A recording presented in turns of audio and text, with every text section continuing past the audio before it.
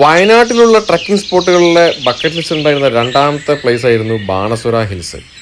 ഇന്ന് നമ്മൾ ട്രക്ക് ചെയ്യുന്ന കേരള ട്രക്കിംഗ് എന്ന ടീമിൻ്റെ കൂടെയാണ്. അടിപൊളിയാണ് ഇവരെ ട്രക്കിംഗ് പരിപാടികൾ.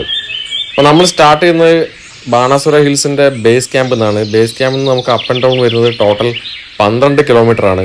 ഇതിൻ്റെ ഒരു ആൾട്ടിറ്റ്യൂഡ് വരുന്നത് 2030 മീറ്ററാണ്. ഇതിൻ്റെ ഒരു ആൾട്ടിറ്റ്യൂഡ് വരുന്നത് ബാണസുര ഹിൽസിൻ്റെ. അടിപൊളി ക്ലൈമറ്റ് ആയിരുന്നു കേട്ടോ ത്രൂ ഔട്ട്.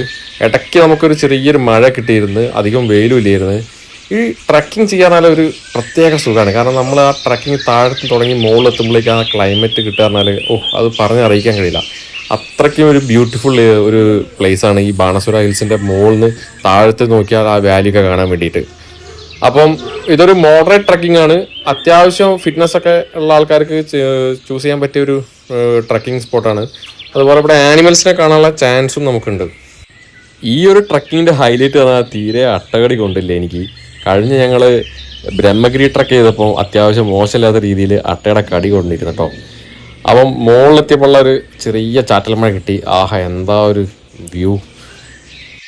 അതുപോലെ കാട്ടിൽ ചെന്ന് കഴിഞ്ഞാൽ ശരിക്കും ഈ അരുവികളിൽ നിന്നുള്ള വെള്ളമല്ലേ, അതാണ് ശരിക്കും മിനറൽ വാട്ടർ. അങ്ങനെ ഞങ്ങൾ തിരിച്ചു വരുമ്പോൾ നല്ലൊരു അരുവിയിൽ നിന്ന് കുറച്ച് വെള്ളം കുടിക്കാൻ കഴിഞ്ഞു.